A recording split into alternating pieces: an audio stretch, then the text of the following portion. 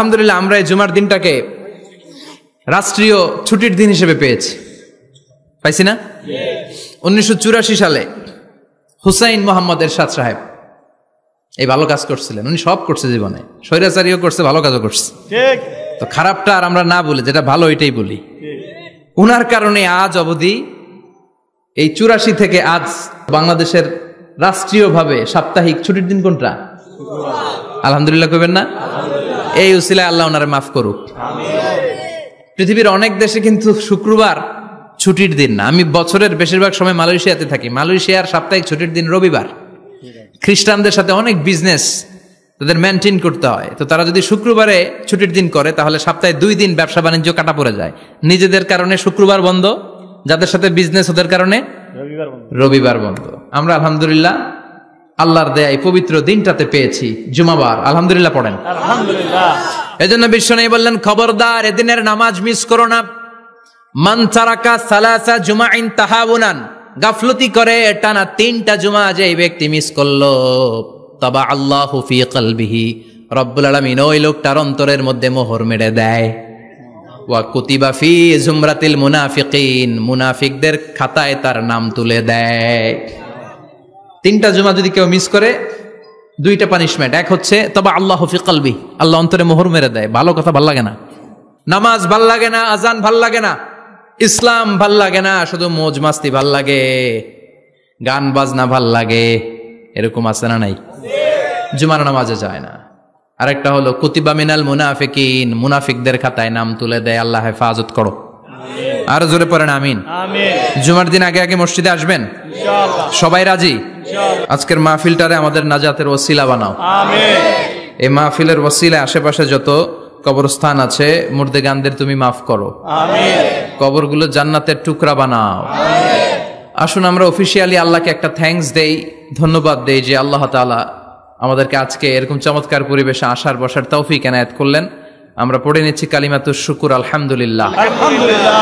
সবাই পড়েন রব্বানা লাকাল হামদ, রব্বানা লাকাল হামদ, হামদান কাসীরান, হামদান কাসীরান, তাইয়িবান, তাইয়িবান, মুবারাকান ফীহি, মুবারাকান ফীহি, ইয়া রাব্বি, ইয়া রাব্বি, লাকাল হামদু, লাকাল হামদু, কামা ইয়ানবাগি, কামা ইয়ানবাগি, লিজালালি ওয়াজহিকা, লিজালালি ওয়াজহিকা, ওয়া আযীমি সুলতানিকা, ওয়া আযীমি সুলতানিকা, লাকাল হামদু বিল ঈমান, লাকাল হামদু বিল ঈমান, লাকাল হামদু বিল ইসলাম, লাকাল হামদু বিল ইসলাম, লাকাল হামদু বিল কুরআন, লাকাল হামদু বিল কুরআন। আজকের মাহফিলে এসে খুশি না বেজার? খুশি। কম না বেশি? বেশি। সবাই খুশি? খুশি। তাকবীর পড়েন, আল্লাহর একটা ডাক দেন, বলেন ইয়া আল্লাহ, ইয়া আল্লাহ। আর জোরে ডাক দেন ইয়া আল্লাহ। আমরা বাংলাদেশে মনে করি জুমার দিন শেষে যে রাতটা ওইটা মনে হয় জুমার রাত, আসলে ওইটা শনিবারের রাত। ইয়াউমুস সাবত, ইয়াউমুস সাবত, ইয়াউমুল আহাদ, ইয়াউমুল ইসনাইন, ইয়াউমুল সুলাসা, ইয়াউমুল আরবিআ, ইয়াউমুল খামিস, ইয়াউমুল জুমআহ। এই হচ্ছে 7 দিনের আরবি নাম। তো আজকে হচ্ছে ইয়াউমুল খামিস। এদিনে বিশ্বনবী রোজা রাখতেন। সোমবার, বৃহস্পতিবার রোজা রাখবেন।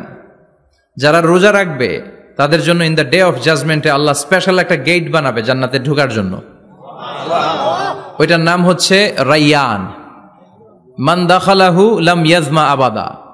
একবার who can enter within this door he will never be thirsty again. একবার যে দরজা দিয়ে জান্নাতে ঢুকতে পারবে আজীবনের জন্য তার গলার তৃষ্ণা মিটে যাবে। সুবহানাল্লাহ। তো এই রাইয়ান দরজা দিয়ে ঢুকতে হলে আমাদেরকে মাঝে মাঝে সুন্নাত নফল রোজা রাখার অভ্যেস করতে হবে। রাজি আছেন তো? অনেক মুরব্বীরা রাখতে চায়, তো রাখতে চায় কিন্তু নিয়ম জানে না। অনেকে শুধু শুক্রবারে রোজা রাখে, এটা মাকরু। শুধু শুক্রবারে রোজা রাখা মাকরু, শুধু শনিবারে রোজা রাখা মাকরু। সুন্নাহ হচ্ছে সোম আর বৃহস্পতিবার। বিষ্ণুনবী সোমবার রোজা রাখতেন। সুইলা আন ইয়াউমিল ইসনাইন, নবীকে জিজ্ঞেস করা হলো, নবী সোমবারে রোজা রাখেন কেন? বিষ্ণুনবী বলেন ফিহি উলিদতু, এদিনে আমি জন্মগ্রহণ করেছিলাম, তাই শুকরিয়া স্বরূপ রোজা রাখি। আজকে হচ্ছে ইয়াউমুল খামিস মানে বৃহস্পতিবার, কিন্তু আজকে মাগরিবের পর থেকে সূর্য ডোবার পর থেকে যে রাতটা শুরু হয়েছে, রাতটা কিসের রাত? জুমার রাত। এজন্য আমি সূরাতুল জুমা থেকে একটি আয়াত তেলাওয়াত করেছি। এই আয়াতের আলোকে জুমার দিনের ফজিলত, জুমার দিনের status, importance and significance in our life, in our social life এ নিয়ে আমরা কিছু কথা বলবো এবং জুমা কেন্দ্রিক আমাদের মধ্যে কিছু মিসআন্ডারস্ট্যান্ডিং, মিস ইন্টারপ্রিটেশন আছে, মিসকনসেপশন আছে। এগুলো নিয়ে আমরা কিছু কথা আজকে শুনবো আমলের নিয়তে। কিসের নিয়তে? সবাই কি একমত? তাহলে এই প্রতি মুহূর্তকে কিয়ামতের ময়দানে আল্লাহ তাআলা মিজানের পাল্লায় রাখা হলে এটা উহুদ পাহাড়ের সমান ভারী করে দিবে। আর যদি আমলের নিয়ত না থাকে 1 ঘন্টা 1.5 ঘন্টা চলে যাবে, আমল নামায় এটার কোনো ওজনই হবে না। এজন্য যারা আসছেন সবাই শুরুতে নিয়ত খালেস করে নেন যে যতক্ষণ শুনবো আমলের নিয়তে শুনবো। তো আজকে আমরা যে সূরাটা থেকে কথা বলবো সূরার নাম সূরাতুল জুমআহ। সূরার নাম কথা কয় না, জুমআহ, সূরাতুল জুমআহ। আরবি শব্দ বের করার একটু চেষ্টা করবেন, করতে করতে মুখটা নরম হয়ে আসবে, তখন আরবি শব্দ বেরোবে। ইংরেজি শব্দ, হিন্দি শব্দ বলতে বলতে আরবি বেরোয় না আমাদের। হিন্দি কইতে কইলে সব মুখস্থ। এখন বাংলার চেয়ে আমাদের ছেলেপেলারা হিন্দি বেশি জানে, ঠিক কিনা? যে বাংলা ভাষার জন্য আমাদের সালাম সালাম হাজার সালাম, ওই বাংলা ভাষারে ভুলে আমরা এখন হিন্দি ঢুকাইছি। আল্লাহ হেফাজত করো। তো আজকে যে সূরা থেকে কথা শুনবো সূরার নাম সূরাতুল জুমআহ।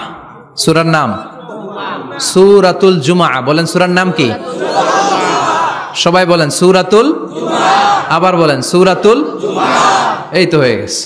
I consider this program as a class. Class মনে করি। I consider this tafsir as a class. তো উত্তর করতে হবে।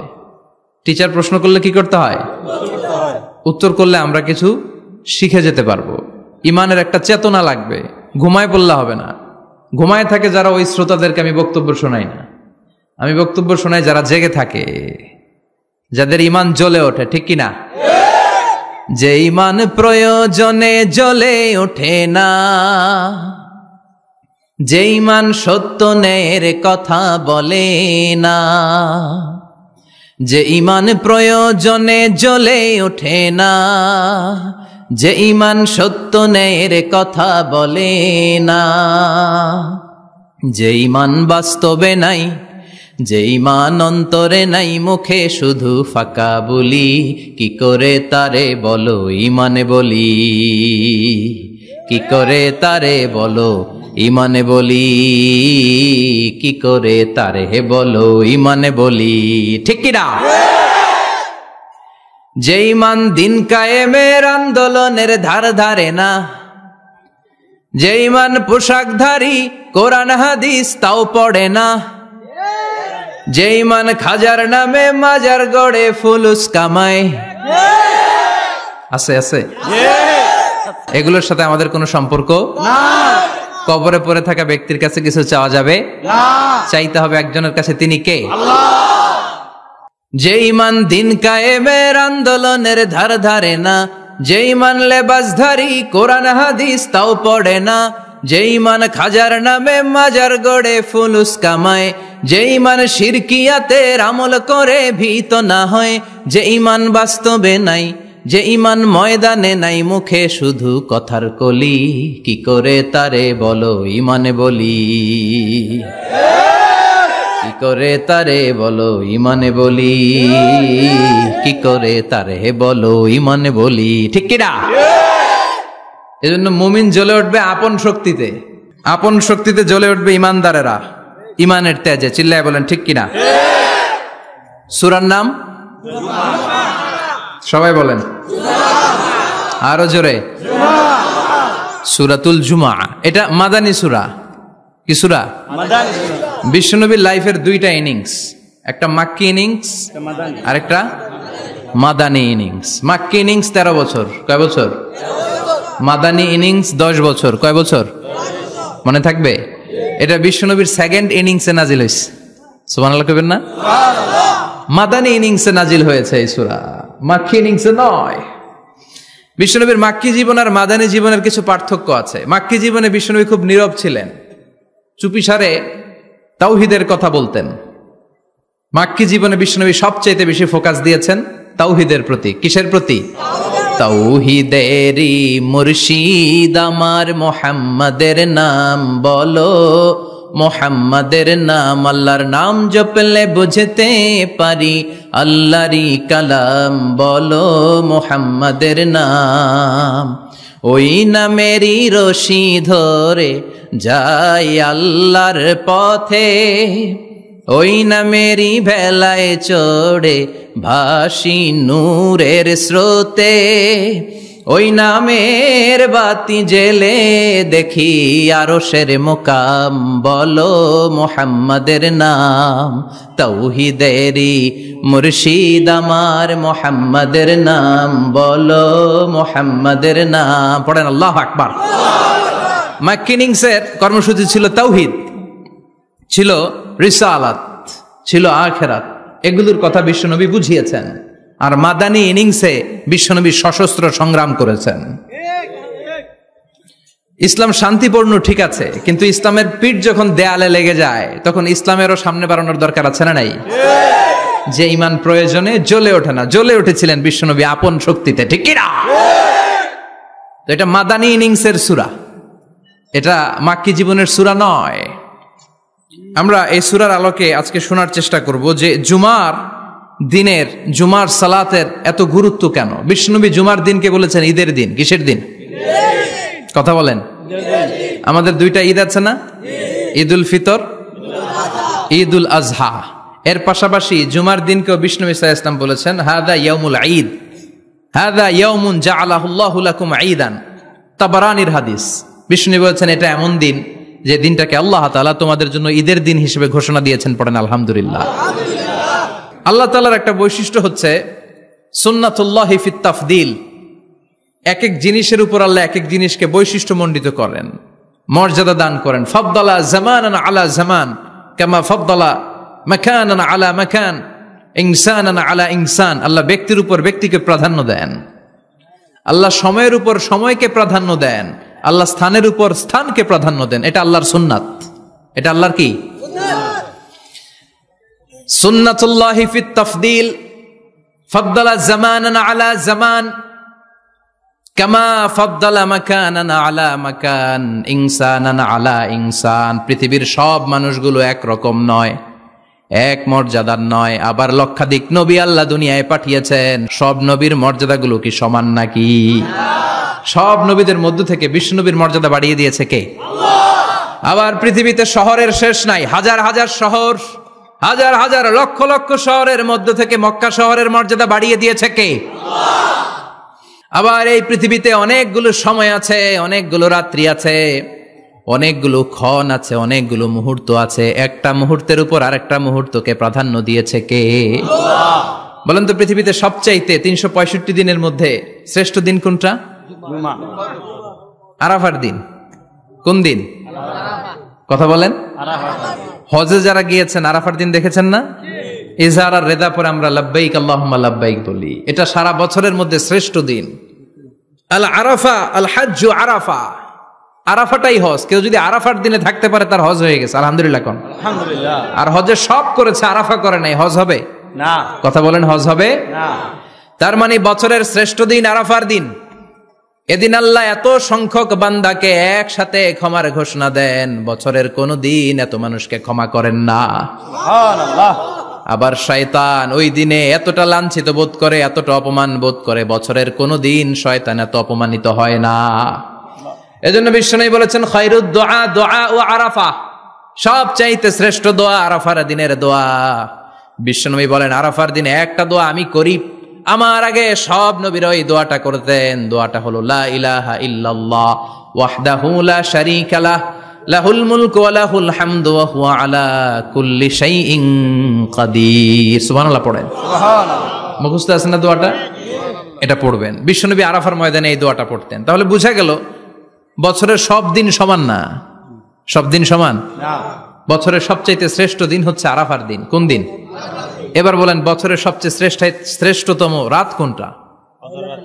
কদরের রাত। ইন্না আনজালনাহু ফি লাইলাতিল কদর, ইন্না আনজালনাহু ফি লাইলাতিল কদরি ওয়া মা আদরাকা মা লাইলাতুল কদর, লাইলাতুল কদরি খায়রুম মিন আলফি শাহর। হাজার মাসের চেয়ে সেরা। ওই রাতে আবাদত করলে, হাজার মাস যাবত আবাদত করলে যেই সওয়াব, ওই পরিমাণ সওয়াব আমলনামায় তুলে দিবে কে? আল্লাহ। শ্রেষ্ঠ রাত। কদরের রাত। এবার বলেন বছরের সবচাইতে শ্রেষ্ঠতম মাস কোনটা?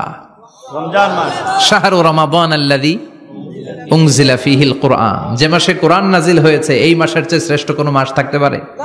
চিল্লায় বলেন থাকতে পারে? তার মানে বছরের শ্রেষ্ঠ দিন আরাফার দিন, বছরের শ্রেষ্ঠ রাত কদরের রাত, বছরের শ্রেষ্ঠতম মাস রমজান মাস। এবার বলেন সপ্তাহের মধ্যে শ্রেষ্ঠতম দিন কোনটা? বিশ্বনবী বললেন সাইয়্যিদুল আইয়াম, leader of the all days in the week. সপ্তাহের যতগুলো দিন আছে 7টা দিনের সর্দার হচ্ছে ইয়াউমুল জুমা, জুমার দিন। চিল্লায় পড়েন আল্লাহু আকবার। তার মানে বছরের শ্রেষ্ঠ দিন আরাফার দিন, বছরের শ্রেষ্ঠ রাত কদরের রাত, শ্রেষ্ঠ মাস রমজান মাস, আর 7 দিনের মধ্যে শ্রেষ্ঠতম দিন হচ্ছে জুমার দিন। কোন দিন? জুমার দিন।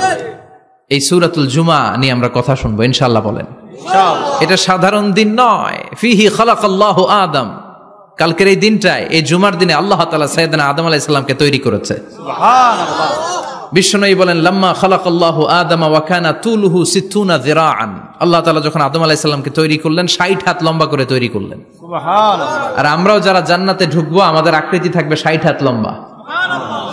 মজা করে সুবহানাল্লাহ পড়তে পারলেন না? আল্লাহ সাইয়েদনা আদমকে তৈরি করলেন এই জুমার দিনে। আবার সাইয়েদনা আদম আলাইহিস সালামকে পৃথিবীর বুকে তিনি পাঠিয়ে দিয়েছিলেন এই জুমার দিনে। সুবহানাল্লাহ। কুল নাহবিতু মিনহা জামিআ, O Adam go down with your wife, তোমার স্ত্রী হাওয়াকে নিয়ে পৃথিবীতে নামো। সাইয়েদনা আদম আলাইহিস সালামকে আল্লাহ তাআলা পাঠিয়েছিলেন শ্রীলঙ্কার একটা পাহাড়ে, অ্যাডামস পিক। ওখানে ঐতিহাসিকভাবে প্রমাণিত, এটা হাদিসে নেই, কুতুবুত তারিখে এসেছে। শ্রীলঙ্কা একটা পাহাড় আছে কলম্বো থেকে অনেক দূর, ওই পাহাড়ের চূড়ায় সাইয়েদনা আদম আলাইহিস সালামের ফুটপ্রিন্ট আছে। ফুটপ্রিন্ট মানে পায়ের ছাপ। সুবহানাল্লাহ পড়েন। সুবহানাল্লাহ। এটারে বলে ফিঙ্গারপ্রিন্ট। এটারে কি বলে? পায়ের গুলারে একজনের আঙ্গুলের ছাপের সাথে একজনের আঙ্গুলের ছাপের মিল নাই। শুধু তাই না, আমার এ আঙ্গুলের সাথে এ আঙ্গুলের ছাপের কোনো মিল নাই। আয়াহসাবুল ইনসানু আল্লান নাজমা ইযামা বালা কাদিরিনা আলা আন নুসাউবিয়া বানানা। আল্লাহ বলেন গোলাম তুমি মনে করেছো তোমার হাড্ডি গুড্ডি পচে যাবে, তোমাকে আমি একত্রিত করে আবার বানাতে পারবো না? বানানো তো অনেক দূরের কথা, আমি তো তোমার আঙ্গুলের ছাপগুলো সংরক্ষণ করে রেখেছি। চিল্লায় পড়েন আল্লাহু আকবার। 1880 সালে স্যার ফ্রান্সিস গাল্টন নামে একজন বিজ্ঞানী, তিনি আবিষ্কার করেছেন যে আমাদের আঙ্গুলের ছাপগুলো আলাদা, ফিঙ্গারপ্রিন্ট আলাদা। এই 10টা আঙ্গুলের একটার সাথে আরেকটার কোনো মিল নাই। এই পৃথিবীতে যদি 600 কোটি মানুষ হয় তাহলে 6000 কোটি আঙ্গুল, একটা আঙ্গুলের সাথে আরেকটা আঙ্গুলের ছাপের মিল আছে? যারা সিগনেচার দিতে পারে না এরা কি দেয়? টিপসই দেয়। সুবহানাল্লাহ কোন? সুবহানাল্লাহ। কি ম্যাজিক আল্লাহ আঙ্গুলে রেখে দিয়েছে, একটা আঙ্গুলের ছাপের সাথে আরেকটা আঙ্গুলের ছাপের মিল নাই। এখন এই বায়োমেট্রিক অথেন্টিকেশনের জন্য অনেক জায়গায় দিতে হয়। ইমিগ্রেশন পাস করবেন, গিভ ইউর ফিঙ্গারপ্রিন্ট। ভিসা করবেন, Schengen visa, European visa, provide your fingerprint first. Canadian এম্বাসিতে গিয়েছিলাম, সব আঙ্গুলের আলাদা আলাদা ফিঙ্গারপ্রিন্ট রেখেছে। এখন এটা অথেন্টিকেশনের জন্য সিকিউরিটি পারপাস খুব গুরুত্বপূর্ণ। কিন্তু 1500 বছর আগে, 1880 মানে কি 200 বছর তো না, 200 বছর আগে বিজ্ঞানীরা আবিষ্কার করলো। 1500 বছর আগে সূরাতুল কিয়ামার ভিতরে ফিঙ্গারপ্রিন্টের কথা বলেছে কে? আল্লাহ। আর পায়েরটারে বলে ফুটপ্রিন্ট। এটা প্রাণীদের ক্ষেত্রে প্রযোজ্য, কারণ প্রাণীদের আঙ্গুল নাই, আছে? ওদের আছে পা। বাঘের কয় পা? কথা কয় না, 4 পা। বাঘের হাত কয়টা? হাত নাই, ওদের পা। ফলে ওদের ফুটপ্রিন্ট লাগে। সুন্দরবনে কয়টা বাঘ আছে এটার একটা হিসাব আছে। কি করে বলে, কেমন করে হিসাব করে? বাঘের কাছে যে গুনে, চেহারা তো একরকম, একটারে 3 বার গুনবে। কথা কন? কিভাবে গনে তাহলে? বাঘশুমারি হয় কিভাবে? ফুটপ্রিন্ট, পায়ের ছাপ। একটা বাঘের পায়ের ছাপের সাথে আরেকটা বাঘের পায়ের ছাপের কোনো মিল নাই। আবার কাবা ঘরের পাশে একটা ছোট্ট জায়গা আছে, এই জায়গার মধ্যে রাব্বুল আলামিন সব নবীদের পিতা সাইয়েদনা ইব্রাহিম আলাইহিস সালামের ফুটপ্রিন্ট রেখে দিয়েছেন। ওয়াত্তাখিযু মিম মাকামি ইব্রাহিম মুসাল্লা, সাইয়েদনা ইব্রাহিমের দাঁড়ানোর জায়গায় তোমরা নামাজের জায়গা করে নাও। আল্লাহু আকবার। সাইয়েদনা ইব্রাহিম আলাইহিস সালামের পায়ের ছাপ আছে কিন্তু মাকাম ইব্রাহিমে। আর সাইয়েদনা আদম আলাইহিস সালামের পায়ের ছাপ আছে অ্যাডামস পিকে, শ্রীলঙ্কার ওই পাহাড়ে। তো যেদিন আদম আলাইহিস সালামকে আল্লাহ ওখানে পাঠিয়ে দিয়েছিলেন, ওই দিনটা ছিল জুমার দিন। সুবহানাল্লাহ নাই? সুবহানাল্লাহ বাড়িতে যায় বলেন, চিল্লায় পড়েন আল্লাহু আকবার। এরপরে সাইয়েদনা আদমকে পাঠানো হলো শ্রীলঙ্কায়, সাইয়্যিদাতুনা হাওয়া আলাইহিস সালামকে পাঠিয়ে দেয়া হলো সৌদি আরবের জেদ্দা শহরে। আরবিতে জেদ্দা বা জাদ্দা মানে দাদি, জেদ্দাতুন বা জাদ্দাতুন মানে কি? দাদি। হাওয়া আলাইহিস সালাম আমাদের সবার দাদি, ঠিক কিনা? ওনার নামে এই শহরের নাম। বছরের পর বছর সাইয়েদনা আদম আলাইহিস সালাম এবং হাওয়া আলাইহিস সালাম আল্লাহর কাছে ক্ষমা চাইলেন, আল্লাহ ভুল করে নিষিদ্ধ গাছের ফল খেয়েছি, তুমি মাফ করে দাও। আল্লাহ বললেন, আদম কয়েকটা কালিমা শিখিয়ে দেব, এই কালিমাগুলো পড়ে আমার কাছে দোয়া করো, আমি কবুল করে নিব। আল্লাহু আকবার। আল্লাহ শিখিয়ে দিলেন আর বললেন, আদম পড়া, রাব্বানা যালামনা আনফুসানা ওয়া ইল্লাম তাগফির লানা ওয়া তারহামনা লানাকুনান্না মিনাল খাসিরিন। ও আল্লাহ, জুলুম করেছি নাফসের উপর, ভুল করেছি, অন্যায় করেছি, আপনি যদি ক্ষমা না করে দেন আমরা শেষ হয়ে যাব, আমরা হালাক হয়ে যাব, ক্ষতিগ্রস্তদের মধ্যে শামিল হয়ে যাব, ঠিক কিনা? আল্লাহ সাইয়েদনা আদম আলাইহিস সালামের তওবা কবুল করলেন। উনার কাজ হচ্ছে তওবা কবুল করা, আমাদের কাজ গুনাহ করা, শয়তানের কাজ ওয়াসওয়াসা দেওয়া, আল্লাহর কাজ খালি মাফ করা। সুবহানাল্লাহ পড়বেন না? তাকাব্বালাল্লাহু তাওবাতা আদম ফি ইয়াউমিল জুমআহ। আল্লাহ যেদিন আদম আলাইহিস সালামের তাওবা যে কবুল করছেন, ঘোষণা দিয়েছেন, এই ঘোষণাটা ছিল জুমার দিনের ঘোষণা। আবার সাইয়েদনা আদমকে যেদিন রূহ কবজ করে আবার নিয়ে যাওয়া হয়, ওই দিনটাও ছিল জুমার দিন। পড়েন সুবহানাল্লাহ। পৃথিবীতে একজন মানুষই শুধু জানতেন যে তিনি পৃথিবীতে কতদিন বাঁচবেন, সেটা হচ্ছে সাইয়েদনা আদম আলাইহিস সালাম। ওনাকে বলে দেওয়া হয়েছিল, উমরুকা আলফু সানা, তুমি পৃথিবীতে বাঁচবে 1000 বছর। কয় বছর? সাইয়েদনা আদমের সামনে অনেকগুলো রূহ রাখা হলো। সাইয়েদনা আদম বললেন, এরা কারা? আল্লাহ বললেন, এরা হচ্ছে নাসালুক, তোমার বংশধর, পৃথিবীতে তোমার পর এরা পৃথিবীতে আসবে। সাইয়েদনা আদম বললেন, আল্লাহ ওই যে একটা রূহ দেখা যায়, এটার নাম কি? আল্লাহ বললেন, হাদা ইবনুকা দাউদ, এটা তোমার ছেলে দাউদ, সে দুনিয়াতে নবী হয়ে আসবে, তার ছেলে সুলাইমানও নবী হয়ে আসবে। সাইয়েদনা আদম বললেন, মাবুদ, আমার ছেলে দাউদের কত বছর হায়াত আপনি দিয়েছেন? আল্লাহ বললেন, 40 সানা, মাত্র 40 বছর, 4 ইয়ার্স, 40 বছর তোমার ছেলেটা বাঁচবে। ও আল্লাহ, আমি বাঁচবো কয় বছর? তুমি বাঁচবা 1000 বছর। সুবহানাল্লাহ। সাইয়েদনা আদম বললেন, মাবুদ, এত ফুটফুটে সুন্দর আমার ছেলে দাউদ, মাত্র 40 বছর দিলেন কেন? জিদ মিন উমরিহি, বাড়ায়া দেন। কি করেন? সুপারিশ করতেছে পোলার লাইগা। কে? বাবা। আল্লাহ আপনি বাড়ায়া দেন। আল্লাহকে বাড়ানো যাবে না, লেখা হয়ে গেছে। রুফিআতিল আকলাম ওয়া জাফফাতিস সুহুফ, কলম তুলে নেওয়া হয়েছে আর কালি শুকায় গেছে, আর কিছু করা যাবে না। সাইয়েদনা আদম বললেন, মাবুদ, আমার 1000 বছর কেন দিলেন? আমার এই সুন্দর ফুটফুটে ছেলেটারে মাত্র শুধুমাত্র 40 বছর কেন দিলেন? ও মাবুদ, আমার 1000 বছরের দরকার নাই, আমার 1000 বছর থেকে 60 বছর আমি আমার ছেলেরে দিয়ে দিলাম। দাউদ আলাইহিস সালাম বাঁচবে 40 বছর, তো বাপ আদম যদি আরো 60 দেয়, 40 আর 60 মিলে কত হয়? 100। ভালো হিসাব বুঝে, 100। আর আদম আলাইহিস সালাম পেয়েছিলেন 1000 বছর, 60 কমে গেলে রইল কত? 940 বছর পৃথিবীতে থাকার পরে মালাকুল মাউত চলে এসেছে। কারণ এটা on time, the death will come on time, it never late, কখনো দেরি হয় না। আল্লাহ বললেন, লিকুল্লি উম্মাতিন আজালুন ফাইযা জাআ আজালুহুম লা ইস্তাখিরুনা সাআতান ওয়া লা ইস্তাকদিমুন। মৃত্যুর একটা নির্ধারিত সময় আমি বেঁধে দিয়েছি, অন টাইম, অন টাইমেই চলে আসে, 1 সেকেন্ড আগেও আসবে না, 1 সেকেন্ড পরেও আসবে না। 940 বছর বয়সে মালাকুল মাউত এসে হাজির, এসে বলল, জিইতু আন আকবাদা রূহাক, রূহ কবজ করতে আসছি। আদম আলাইহিস সালাম বললেন, রূহ কবজ করতে আসছো মানে? আমি বাঁচবো তো 1000 বছর। কয় বছর? মালাকুল মাউত বললেন, না না, ওই যে আগের কথা স্মরণ করেন, আপনি 60 বছর দিয়া দিছিলেন। কয় না, আমি দেই নাই, আমি আরো বাঁচুম, আরো 60 বছর পাওনা আছি, আমি দেই নাই। মালাকুল মাউত বললেন, আপনি দিয়েছেন। আদম বলে, দেই নাই। মালাকুল মাউত বলে, আল্লাহ ঘটনা দেখেন, দিয়া কয় দেই নাই। আল্লাহ কয়, থাক, কথা কইস না, আয়া পর। সুবহানাল্লাহ পড়েন। নাসিয়া আদম ফানাসিয়া বানু, ভুলে গেছেন উনি। আমরা ভুলে যাই, আমরা খেয়ে বলছি খাই নাই, নিছিলাম পকেটে কয় নেই নাই, এরকম ডাকাইত আছে না নাই? নাসিয়া আদম ফানাসিয়া বানু, বিশ্বনবী বললেন আদম ভুলেছে তো তার সন্তানরাও ভুলে যায়। জাহাদা আদম ফাজাহাদা যুররিয়াতু, আদম অস্বীকার করেছে তার সন্তানরাও অস্বীকার করে। সেদিন থেকে আল কিতাব ওয়া শুহুদ, মানে লিখে রাখার সিস্টেম আর সাক্ষীর সিস্টেম চালু হয়েছে। সুবহানাল্লাহ পড়েন। 940 বছর বয়সে মালাকুল মাউত এসে আদম আলাইহিস সালামের রূহ নিতে পারে নাই। উনি 1000 বছর যখন হয়েছে তখন এসে সাইয়েদনা আদম আলাইহিস সালামের রূহ কবজ করেছে।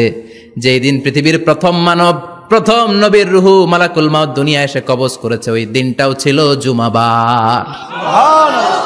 আল্লাহু আকবার। আবার বিশ্বনবী বললেন লা তাকুমুস সাআহ ইল্লা ফি ইয়াউমিল জুমআহ ইযা যুলজিলাতিল আরদু জিলজালাহা ওয়া আখরাজাতিল আরদু আসকালাহা ইযা রুজ্জাতিল আরদু রাজ্জান ওয়া বুসাতিল জিবালু বাসসা। কিয়ামতের দিন পৃথিবীটাকে একটা প্রকম্পন দিয়ে কাঁপিয়ে দিবে কে? মারাত্মক একটা ঝাঁকুনি দিবে আল্লাহ, পুরো পৃথিবীটা কেঁপে ভেঙে চুরে খান খান হয়ে যাবে। এই ঝাঁকুনি আর আর্থকোয়েক, ভূমিকম্প এর ঘটনাটা যেদিন ঘটবে ওই দিনটাও হচ্ছে জুমার দিন। চিৎকার করে পড়েন সুবহানাল্লাহ। তার মানে আদম সৃষ্টি হলো জুমার দিনে, দুনিয়ায় নামিয়ে দেয়া হলো জুমার দিনে, তওবা কবুল করে নেওয়া হলো জুমার দিনে, রূহ কবজ করা হলো জুমার দিনে, আবার কিয়ামত সংগঠিত হবে জুমার দিনে। পড়েন সুবহানাল্লাহ। আবার বিশ্বনবী বললেন আর রমাদান ইলা রমাদান, এক রমজান থেকে আরেক রমজানের মাঝখানে যত গুনাহ হয় মাফ করে কে? আল্লাহ। তারপরে বিশ্বনবী বললেন আল উমরাতু ইলাল উমরাহ, কেউ যদি একবার উমরা করে পরে আবার করলে 2 উমরার মাঝখানে গুনাহগুলো মাফ করে দেয় কে? আল্লাহ। আবার বিশ্বনবী বললেন আল জুমআতু ইলাল জুমআ কাফফারাতুন লিমা বাইনাহুমা, এক জুমার পর থেকে সামনের জুমা আসা পর্যন্ত যে সগীরা গুনাহগুলো হয় সবগুলো সগীরা গুনাহ মাফ করে দেয় কে? রজব শাবানে বরকতে দাও, রমজান মাসে গুনাহ ঝড়াও, সপ্তাহ জুড়ে তুমি বরকতে দাও, জুমার দিনেতে গুনাহ ঝড়াও, রজব শাবানে বরকতে দাও, রমজান মাসে গুনাহ ঝড়াও। ঠিক কি না? তার মানে জুমার দিন গুনাহ মাফের দিন। সারা সপ্তাহে ভুল ত্রুটি অন্যায় যা করলাম জুমার নামাজের বদৌলতে সব গুনাহ মাফ করে দেয় কে? আল্লাহ। এই দামি দিনটাকে আল্লাহ ইহুদিদের দিতে চেয়েছিলেন, পায় নাই। আলহামদুলিল্লাহ কইবেন না? আলহামদুলিল্লাহ। ইখতিলাফু, তারা ইখতিলাফ করে হারাইছে এটা। এই দামি দিনটা রব্বুল আলামিন নাসারাদেরকে দিতে চেয়েছিলেন, ফাখতালাফু, ওরাও ইখতিলাফ করে হারাইছে। এজন্য ইখতিলাফ ভালো জিনিস না খারাপ জিনিস? মারামারি ভালো জিনিস না খারাপ জিনিস? আর ঐক্য করা ভালো জিনিস না খারাপ জিনিস? ঐক্য করতে রাজি আছেন? ইহুদিদেরকে আল্লাহ দিতে চাইলেন, ইখতিলাফ করে হারাইছে। নাসারারাও হারাইছে। ফাজা আল্লাহু বিনা ফাহাদানা বিহাদা দ্বীন, রব্বুল আলামিন এই দিনটা আমাদেরকে দিলেন, আমরা ইখতিলাফ করি নাই, বিশ্বনবীর হাতে হাত রেখে ঐক্য করে ঘোষণা দিয়েছি জুমার দিন আমাদের সাপ্তাহিক দিন। সুবহানাল্লাহ। বিশ্বনবী বলেন ফাগাদান লিল ইয়াহুদ, সাপ্তাহিক আনন্দের দিন ইহুদিদের জন্য হচ্ছে শনিবার, ইয়ামুস সাbt, ও বাদা গাদ লিন নাসারা, আর খ্রিস্টানদের জন্য হচ্ছে রবিবার, আর আমাদের জন্য হচ্ছে শুক্রবার। চিল্লায় পড়েন আল্লাহু আকবার। তার মানে জুমার দিন, জুমাবারের মর্যাদা বেশি না কম? চিল্লায় বলেন বেশি না কম? জুমার দিন সকালবেলা ফজরের নামাজের পর থেকে ফেরেশতারা যতগুলো মসজিদে জুমা অনুষ্ঠিত হয় ওই মসজিদে ঢোকার প্রতিটা দরজার মধ্যে দাঁড়িয়ে থাকে। কারা কারা আগে আগে জুমার নামাজ পড়ার জন্য মসজিদে যায়, প্রত্যেকের নামগুলো একটা জান্নাতের রেজিস্ট্রি খাতার মধ্যে তুলে নেয়। এই নামগুলো স্পেশালি আল্লাহর কাছে পাঠানোর জন্য। সুবহানাল্লাহ কইবেন না? ডানে বায়ে সামনে পেছনে যতগুলো দরজা, প্রতিটা দরজায় ফেরেশতারা বসে থাকে। কে আগে আসলো নাম তুলে দেয়। তুলতে তুলতে তুলতে তুলতে খতিব সাহেব যখন খুতবা দেওয়ার জন্য মিম্বারে যেয়ে বসে যায়, ফেরেশতারা তাদের খাতা বন্ধ করে তারাও খতিব সাহেবের সামনে জুমার খুতবা শোনার জন্য বসে যায়। পড়েন সুবহানাল্লাহ। প্রথম জুমার দিন জুমার মসজিদে যে ঢুকবে, বিশ্বনবী বললেন আল্লাহর রাস্তায় একটা উট কুরবানি দিলে যেই সওয়াব, এই সওয়াব আল্লাহ আমলনামায় দিয়ে দেয়। দ্বিতীয় পর্যায়ে যে ঢুকে বিশ্বনবী বললেন বাকারা, গরু কুরবানির সওয়াব পায়। 3 নম্বরে যে ঢুকবে বিশ্বনবী বললেন কাবসা, হাদিসের ভাষায় এসেছে আল কাবাস, কাবাস মানে হলো বকরি, বকরি কুরবানির সওয়াব। 4 নম্বরে যে ঢুকবে তার হচ্ছে দাজাজা, দাজাজা মানে মুরগি। 5 নম্বরে যে ঢুকবে বিশ্বনবী বললেন বাইদা, নোয়াখালীরা কয় বয়দা, আমরা কই আন্ডা, কুমিল্লায় কই ডিম। আছে না নাই? এক দেশের কত ভাষা, এক দেশের গালি আর এক দেশের বুলি। আমরা বলি ছেলে, কুষ্টিয়ায় বলে পুত্র, আরেক জায়গায় গেলে বলে হুত, আরেক জায়গায় গেলে বলে ফোয়া। আছে না নাই? এক এলাকায় বলে বেটা ছেলে, ছেলেদেরকে বেটা ছেলে, মরদ ফোয়া, মরদ ফোয়া হইতে না, মরদ ফোয়া হদ্দে। আহা, কি ভাষার বৈশিষ্ট্য! তো যেটারে আমরা বলি ডিম, কোথাও বলে আন্ডা, কোথাও বলে বয়দা। তো এই বয়দা আল্লাহর রাস্তায় দান করে দিলে যেই সওয়াব, 5ম ব্যক্তি ওই সওয়াব পাবে। এই 5 জনের পরে আর লেখালেখি নাই, বাকিদেরটা নরমাল এন্ট্রি করে সব ফেরেশতারা খুতবা শোনার জন্য বসে যায়। সুবহানাল্লাহ। তো জুমার দিনে আগে আগে যাবেন তো? সবাই রাজি আছেন? চিৎকার করে পড়েন ইনশাআল্লাহ। আলহামদুলিল্লাহ, আমরা এই জুমার দিনটাকে রাষ্ট্রীয় ছুটির দিন হিসেবে পেয়েছি, পাইছি না? 1984 সালে হুসাইন মোহাম্মদ এরশাদ সাহেব এই ভালো কাজ করছিলেন। উনি সব করছে জীবনে, স্বৈরাচারীও করছে, ভালো কাজও করছে। তো খারাপটা আর আমরা না বলি, যেটা ভালো এটাই বলি। উনার কারণে আজ অবধি এই 84 থেকে আজ 34 বছর বাংলাদেশের রাষ্ট্রীয়ভাবে সাপ্তাহিক ছুটির দিন কোনটা? আলহামদুলিল্লাহ কইবেন না? এই উসিলায় আল্লাহ ওনারে মাফ করুক। পৃথিবীর অনেক দেশে কিন্তু শুক্রবার ছুটির দিন না। আমি বছরের বেশিরভাগ সময় মালয়েশিয়াতে থাকি। মালয়েশিয়ার সাপ্তাহিক ছুটির দিন রবিবার। খ্রিস্টানদের সাথে অনেক বিজনেস তাদের মেনটেন করতে হয়, তো তারা যদি শুক্রবারে ছুটির দিন করে তাহলে সপ্তাহে 2 দিন ব্যবসা বাণিজ্য কাটা পড়ে যায়। নিজেদের কারণে শুক্রবার বন্ধ, যাদের সাথে বিজনেস ওদের কারণে রবিবার বন্ধ। আমরা আলহামদুলিল্লাহ আল্লাহর দয়ায় পবিত্র দিনটাতে পেয়েছি জুমাবার। আলহামদুলিল্লাহ পড়েন আলহামদুলিল্লাহ। এজন্য বিশ্বনবী বললেন খবরদার এদিনের নামাজ মিস করো না। মান তারাকা সালাসা জুমাইন তাহাউনান, গাফলতি করে টানা 3টা জুমা যে ব্যক্তি মিস করলো, তাবা আল্লাহু ফি কলবিহি, রব্বুল আলামিন ওই লোকটার অন্তরের মধ্যে মোহর মেরে দেয়। ওয়া কুতিবা ফি জুমরাতিল মুনাফিকিন, মুনাফিকদের খাতায় তার নাম তুলে দেয়। 3টা জুমা যদি কেউ মিস করে 2টা পানিশমেন্ট। এক হচ্ছে তাবা আল্লাহু ফি কলবি, আল্লাহ অন্তরে মোহর মেরে দেয়। ভালো কথা ভাল লাগে না, নামাজ ভাল লাগে না, আজান ভাল লাগে না, ইসলাম ভাল লাগে না, শুধু মৌজ মাস্তি ভাল লাগে, গান বাজনা ভাল লাগে, এরকম আছে না নাই? জুমার নামাজে যায় না। আরেকটা হলো কুতিবা মিনাল মুনাফিকিন, মুনাফিকদের খাতায় নাম তুলে দেয়। আল্লাহ হেফাজত করো। আর জোরে পড়েন আমিন। জুমার দিন আগে আগে মসজিদে আসবেন ইনশাআল্লাহ। সবাই রাজি? আল্লাহ বললেন ইয়া আইয়ুহাল্লাযীনা আমানু ইযা নুদিয়া লিস-সালাতি মিন ইয়াউমিল জুমুআতি ফাসআউ ইলা যিকরিল্লাহি ওয়া যারুল বাই', যালিকুম খায়রুল লাকুম ইন কুনতুম তা'লামুন। পড়েন না আল্লাহু আকবার।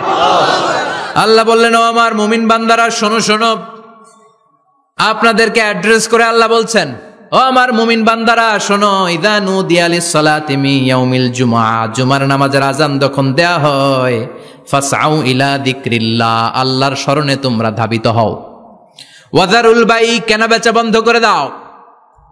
যালিকুম খায়রুল লাকুম ইন কুনতুম তা'লামুন, এটাই তোমাদের জন্য কল্যাণ যদি তোমরা বুঝতে পারো। জুমার নামাজের আজান যখন হয়, ফাসআউ ইলা যিকরিল্লাহ, আল্লাহর স্মরণে তোমরা বের হয়ে যাও। আল্লাহু আকবার। ফাসআউ ইলা যিকরিল্লাহ ইযা নুদিয়া লিস-সালামি ইয়াউমিল জুমআ, জুমার নামাজের আজান যখন দেয়া হয় বের হয়ে যাও, তখন কোনো কাজ রাখা যাবে না। এই আজান দ্বারা উদ্দেশ্য হচ্ছে খতিব সাহেব খুতবা দেওয়ার জন্য মিম্বারে বসলে যে আজানটা দেয়া হয় এই আজান। কথা বুঝতে পেরেছেন? কিন্তু দুর্ভাগ্যজনক হলে সত্য, আমাদের বাংলাদেশে এই আজানটা কেন যেন মুয়াজ্জিন ভাইরা ইমাম সাহেবের সামনে এসে আস্তে আস্তে দেয়, ছোট ছোট করে ইমাম সাহেবের মুখের উপরে দেয়, মাইকে দেয় না। এটা পাইছে কই? এটা যে কোত্থেকে ঢুকছে এক আল্লাহই ভালো জানে। আজান মানে অ্যানাউন্সমেন্ট। আজান মানে কি? কথা বলেন। অ্যানাউন্সমেন্ট কি জোরে হবে না আস্তে? তো সব আজান মাইকে এত সাউন্ড করে, এই আজানটা ইমাম সাহেবের মুখের সামনে এসে ছোট ছোট করে কেন দেয়, এটার কোনো দলিল আছে বলে আমার জানা নাই। এই আজানটাও মাইকে হতে হবে।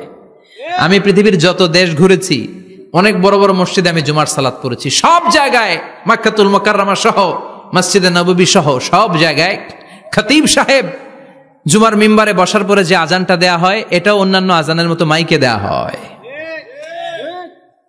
আল্লাহ বললেন, ইদা নুদিয়া লিস-সালামি ইয়াউমিল জুমাহ, জুমার দিনের আজান যখন দেয়া হয়, এই আজান দ্বারা উদ্দেশ্য হচ্ছে খতিব বসলে যেই আজান 12:30 12:15 দিকে যেই আজান, এই আজান উদ্দেশ্য নয়। বিশ্বনবীর সময়ে এই 12:30 12:15 দিকে যে আজান ছিল, এটা ছিল না। বিশ্বনবীর সময়ে ছিল না, আবু বকরের সময়ে ছিল না, সাইয়েদনা ওমর ফারুকের সময়ে ছিল না। এটা চালু হয়েছে সাইয়েদনা উসমান যুন্নুরাইনের সময়। তখন মদিনাতে মানুষের সংখ্যা অনেক বেড়ে গিয়েছে, লোকজন আর জায়গা হয় না, মুসল্লিতে ঠাসাঠাসি। উনি ঘোষণা দিলেন, সুক জাওরা, জাওরা নামক বিশাল একটা বাজার আছে, ঘোষণা দিলেন এখন থেকে ওই জায়গায় জুমার নামাজ হবে।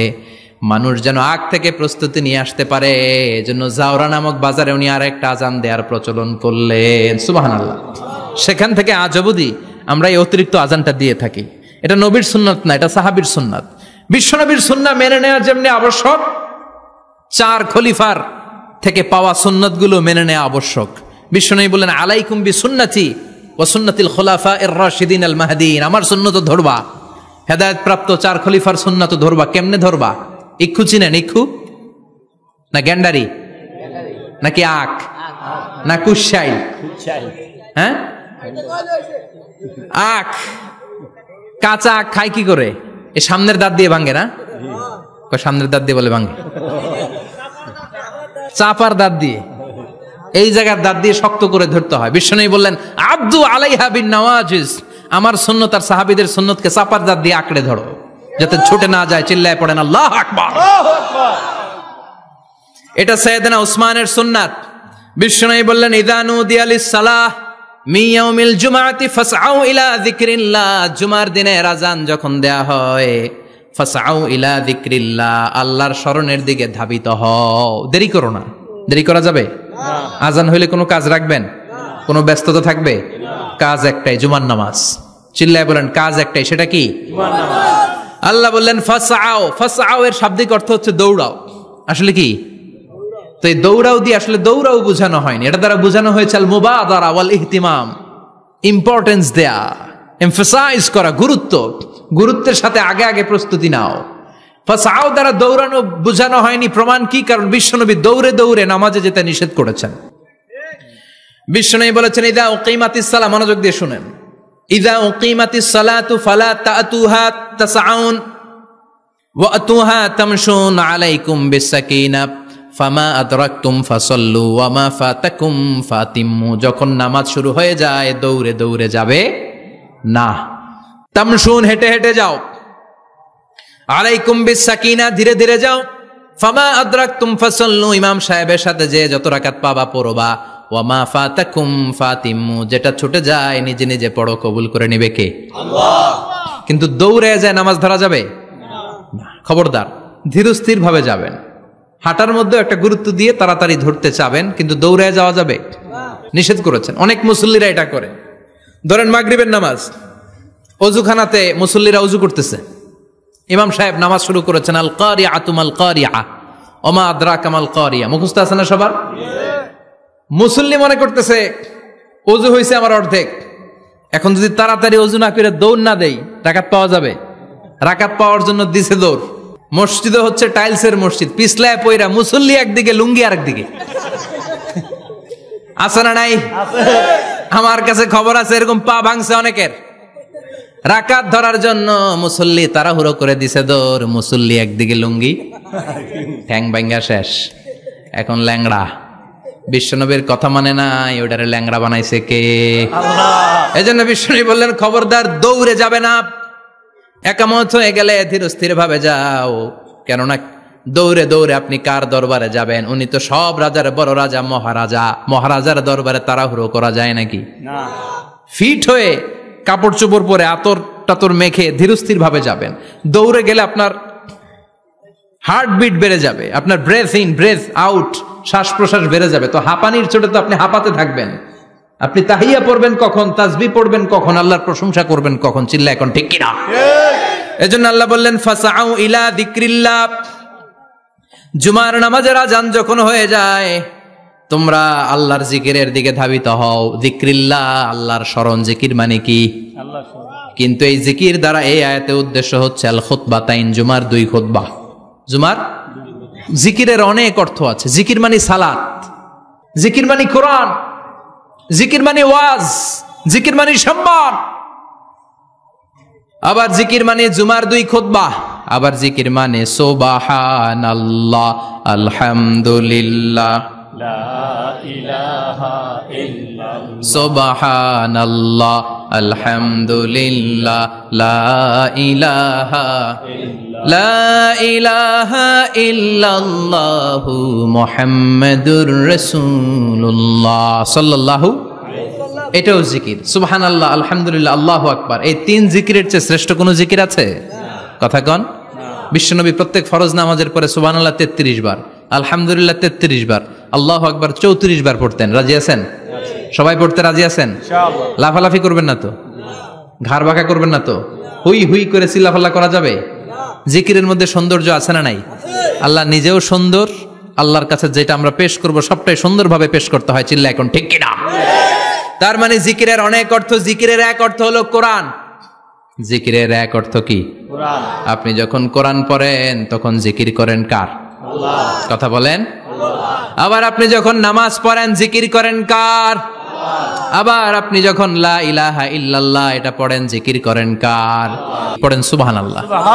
এই লা ইলাহা ইল্লাল্লাহ সবচেয়ে শ্রেষ্ঠ জিকির। সাইয়েদনা মুসা আলাইহিস সালাম আল্লাহরে বললেন, আল্লাহ আল্লিমনি যিকরান, আপনি আমার এমন একটা জিকির শিখায়া দেন লা ইয়ালামুহা ইল্লা আনতা ওয়া আনা, যে জিকিরটার শব্দ আপনি আর আমি ছাড়া কেউ জানবে না। সুবহানাল্লাহ। দুনিয়াতে যত অদ্ভুত অদ্ভুত প্রশ্ন সব আপনি মুসা আলাইহিস সালামের মাথা থেকে পাবেন। ভেরি কিউরিয়াসিটি ছিল ওনার, বিভিন্ন বিষয়ে আল্লাহরে প্রশ্ন করতেন। আল্লাহরে বললেন, আল্লাহ আল্লিমনি কালিমাতান, আল্লিমনি যিকরান লা ইয়ালামুহা ইল্লা আনতা ওয়া আনা। ও আল্লাহ এমন একটা জিকির আমারে শিখান, দিনে রাতে সব সময় এই জিকির আমি করব, আপনারে ডাকবো, কিন্তু শর্ত হলো এই জিকিরটা জানবে শুধু আপনি আর জানবো শুধু আমি, কেউ জানবে না। আল্লাহ বললেন, মুসা পড়ো লা ইলাহা ইল্লাল্লাহ, লা ইলাহা ইল্লাল্লাহু মুহাম্মাদুর রাসূলুল্লাহ সাল্লাল্লাহু। আল্লাহ বললেন, মুসা পড়ো লা ইলাহা ইল্লাল্লাহ। মুসা আলাইহিস সালাম কয়, মাবুদ এটা তো জাতীয় জিকির, সবাই জানে। জানে না? জানে না লা ইলাহা ইল্লাল্লাহ এমন কেউ আছে? কথা কন। জানেন না আপনারা? কথা বলেন, জানেন না? মুসা আলাইহিস সালাম বললেন, আল্লাহ এটা জাতীয় জিকির কইলেন কেন? আমি তো চাইছি এক্সট্রা অর্ডিনারি, অসাধারণ একটা জিকির, সুপারক্যালিফ্রাজিলিস্টিক এক্সপিয়ালিডোসাস, এক্সেলেন্ট একটা জিকির, আনপ্যারালাল, কারো কাছে নাই, শুধু আমি জানবো আর আমি পড়বো। আল্লাহ বললেন, মুসা এই লা ইলাহাকে যদি এক পাল্লায় রেখে দাও, তামাম বিশ্ব, 7 আকাশ 7 জমিনটারে তুলে যদি তুমি আরেক পাল্লায় রেখে দাও, লা রাজাহাত কাফাতু লা ইলাহা ইল্লাল্লাহ, মুহূর্তের মধ্যে লা ইলাহার পাল্লা ভারী হয়ে যাবে। ও মুসা, তুমি যতই এক্সক্লুসিভ জিকির চাও, লা ইলাহার চেয়ে দামি জিকির আমার কাছে নাই। চিৎকার করে পড়তে হবে আল্লাহু আকবার। তার মানে নামাজ ও জিকির, কোরআন ও জিকির, এই যে আমরা ওয়াজ করতেছি এইটাও কি জিকির? কথা কন। বিশ্ব নবীর আল্লাহ বললেন, ও নবী ফাযাক্কির ইন্নামা আনতা, ও নবী আপনি জিকির করেন মানে ওয়াজ করেন। ইন্নামা আনতা মুযাক্কির, ও নবী আপনি ওয়াজ করে শোনান। লাস্তা আলাইহিম বিমুসাইতির, আপনার দারোগা বানিয়ে পাঠাই নাই, আপনি শুধু ওয়াজ করেন। কার কথা? আল্লাহ। চিল্লায় বলেন কার কথা? আল্লাহর। কিন্তু এইখানে জিকির দ্বারা উদ্দেশ্য হচ্ছে জুমার খুতবা। ফাসআউ ইলা যিকরিল্লাহ, আল্লাহর জিকিরের দিকে ধাবিত হও। এই জিকির দ্বারা উদ্দেশ্য হলো জুমার খুতবা। তার মানে জুমার খুতবা যে খতিব সাহেবরা দেন, এখানে মসজিদের খতিব আছেন কারা কারা? দেখি একটু হাত তোলেন তো। 1 2 3 4 5 6 7, গুণে শেষ করা যাবে না, অনেক খতিব। আল্লাহ এই খতিবদেরকে তুমি কবুল করো। আর জোরে পড়েন আমিন। এই যে যিকরুল্লাহ, ফাসআউ ইলা যিকরিল্লাহ দ্বারা আল্লাহ তাআলা জুমার খুতবাকে বুঝিয়েছেন। কি বুঝিয়েছেন?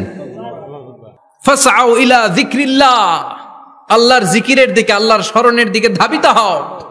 এটা দ্বারা উদ্দেশ্য হচ্ছে জুমার খুতবা। আল্লাহ বুঝাতে চাইলেন জুমার খুতবা যাতে মিস হয়ে না যায়, এজন্য জুমার খুতবারে যেন তেন মনে করবেন না, এটা ওয়াজিব। জুমার নামাজ যেমনি ওয়াজিব, জুমার খুতবা দেওয়াও, কথা বলেন, জুমার খুতবা ওয়াজিব, শোনা ওয়াজিব, খুতবা দেওয়া ওয়াজিব। এই জন্য রব্বুল আলামিন জোহরের নামাজকে ফরজ করে দিয়েছেন 4 রাকাত। যেহেতু জোহরের নামাজের আগে পরে কোনো খুতবা নাই, জুমার দিন খুতবা আছে, তাই জুমার দিন 4 রাকাত থেকে কমিয়ে তিনি 2 রাকাত করে দিয়েছেন। কি ব্যালেন্সড ইসলাম, কি ভারসাম্যপূর্ণ আমাদের জীবন বিধান। প্রতিদিন জোহরের সময় ফরজ কয় রাকাত, কিন্তু জুমার দিন ফরজ কয় রাকাত, 2 রাকাত কমাইলো কেন?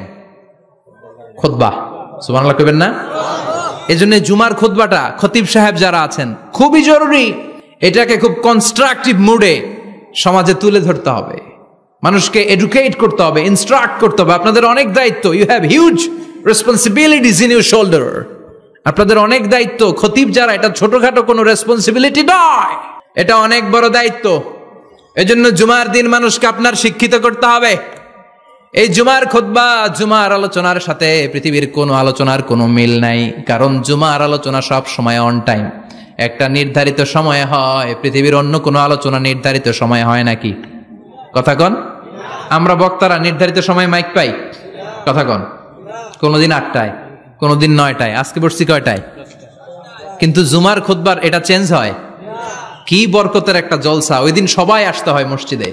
ফুল টাইম নামাজি এরা আসে, পার্ট টাইম নামাজি এরা আসে, বেনামাজি এরাও আসে, আস্তিক এরা আসে, নাস্তিক এরাও আসে, আওয়ামী লীগ আসে, বিএনপি আসে, জাতীয় পার্টি আসে, জামাত ইসলাম আসে, হেফাজতে ইসলাম আসে, তাবলিগের ভাইয়েরা আসে, পীরের মুরিদেরা আসে, সবাই আসে। তাহলে এটা জরুরি দিন না? তাফসির মাহফিলের সাথে জুমার একটা মৌলিক পার্থক্য হচ্ছে, তাফসির মাহফিল আমাদের ধরে রাখতে হয়। কি করতে হয়? ধরে না রাখলে শ্রোতা উঠে যায়। কিন্তু জুমার খুতবা কি ধরে রাখা লাগে? কথা কন। ওঠার সুযোগ আছে, কারণ সামনে কি? জুমার নামাজ। সুবহানাল্লাহ কইবেন না? এটা অনেক জরুরি। এজন্য জুমার খুতবা যারা দেন এরা বিশ্বনবীর দায়িত্ব পালন করেন। আল্লাহু আকবার। বিশ্বনবীর মাদানী ইনিংস কয় বছরের? 10 বছর। বিশ্বনবীর মাদানী ইনিংস শুরু হয়েছে মসজিদে নববী তৈরি করার মধ্য দিয়ে। বিশ্বনবী মসজিদে নববী তৈরি করার পর মসজিদে নববীর খতিব হিসেবে দায়িত্ব নিলেন। সুবহানাল্লাহ। বিশ্বনবী 1টা 2টা 5টা 10টা না, মসজিদে নববীতেই 10 বছরের ইনিংসে 500টারও বেশি জুমার খুতবা দিয়েছেন। সুবহানাল্লাহ। বাড়িতে যায় বলেন কত খুতবা? 500রও বেশি খুতবা দিয়েছে। মদিনার সমাজটা এমনি জান্নাতি সমাজ হয় নাই। মদিনার সোসাইটিটাকে জান্নাতি সমাজ বানানোর জন্য বিশ্বনবীকে 500টা বক্তব্য দিতে হয়েছে। চিল্লায় পড়েন আল্লাহু আকবার। প্রতি সপ্তাহে যে আয়াতগুলো নাজিল হতো বিশ্বনবী এগুলো নিয়ে কথা বলতেন। এই সপ্তাহে যে সমস্ত আয়াতগুলো নাজিল হলো ওই আয়াতগুলো নিয়ে বিশ্বনবী জুমার দিন খুতবার মধ্যে কথা বলতেন। এই সপ্তাহের মধ্যে রাষ্ট্রীয় যত ক্রাইসিস আছে এই সমস্যাগুলো নিয়ে বলতেন। এই সপ্তাহে সমাজের মধ্যে বড় বড় যত ঘটনাগুলো ঘটে গেল এগুলো নিয়ে বিশ্বনবী জুমার দিন কথা বলতেন। সুবহানাল্লাহ।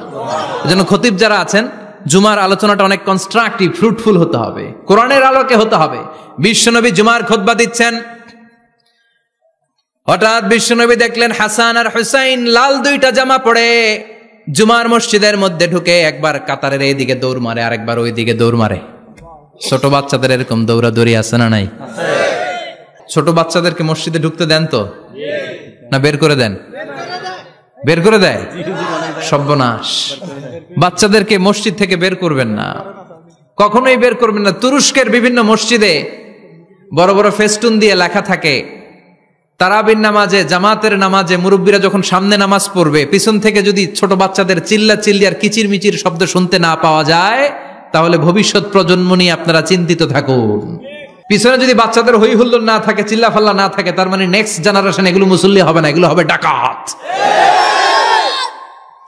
এজন্য এরা বিভিন্ন প্রজেক্ট চালু করেছে। 40 দিন টানা ফজরের নামাজ যে ছোট বাচ্চারা মসজিদে এসে পড়বে ওই প্রজেক্টের আওতা থেকে একটা করে সাইকেল দিয়ে দেয়া হচ্ছে। সুবহানাল্লাহ কইবেন না? কুয়েতে আর একটা প্রজেক্ট করছে, ফজরের নামাজে মুসল্লি নাই। কুয়েতের এই প্রজেক্ট হচ্ছে marriage project, second marriage project. দ্বিতীয় বিবাহ প্রকল্প।